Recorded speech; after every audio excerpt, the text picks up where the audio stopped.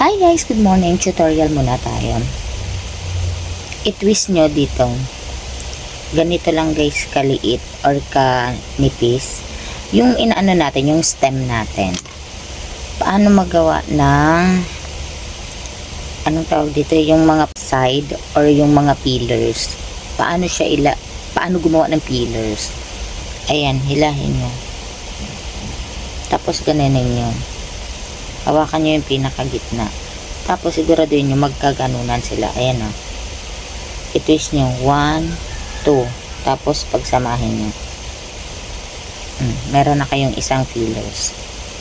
Paano ito inaano? Nilalagay dito. Nilalagyan ng dahon. Tapos sinusunog ng konti yung dahon. That's it. Fillers na siya.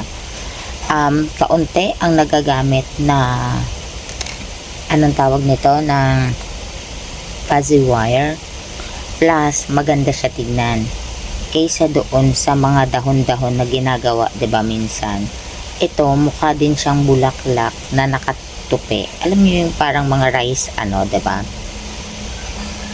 Ganun siya. Pwede siyang nakaganyan lang, mukhang rice lang.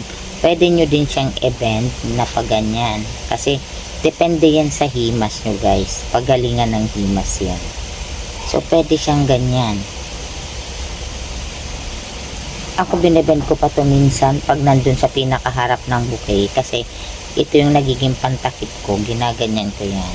So, kung ito yung pinakaharap ng bouquet, para hindi makita yung stem, minsan dalawang ganito yung nilalagay ko. Magkatabi sila, magkaganyanan sila. Then, syempre, may dahon-dahon din sila. So, nakaka-add on pa yun sa ano nila, diba? Sa decoration. So, nasa inyo kung paano nyo siya gagawing pillars. Pero madami talaga tong gamit guys, itong pillars na to.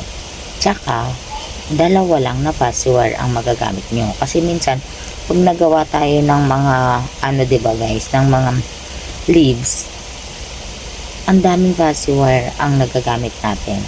So, papakita ko dito sa inyo guys sa last ng video kung paano ko ito ginagawang pillars. Kasi may nabenta na akong dalawang medium bouquet ngayon bago mag Valentine's. At may mga request pa. Dalawa pa yung gagawin ko. Ganito yung pillars ko kasi ito yung gusto nilang pillars. Yung pink. Ito yung combination ng red. So, ayan. Gumagawa ako ng madami kasi ito nga yung kailangan ko. Meron din akong white ngayon para dun sa blue. At para dun sa purple. Ayan. Diba? So, dito sa last ng video, makikita nyo kung paano ko siya ginawang fillers. So, that's all guys. Sana makatulong sa inyo. Sana lahat tayo kumita sa fuzzy wire crafting. So, that's all.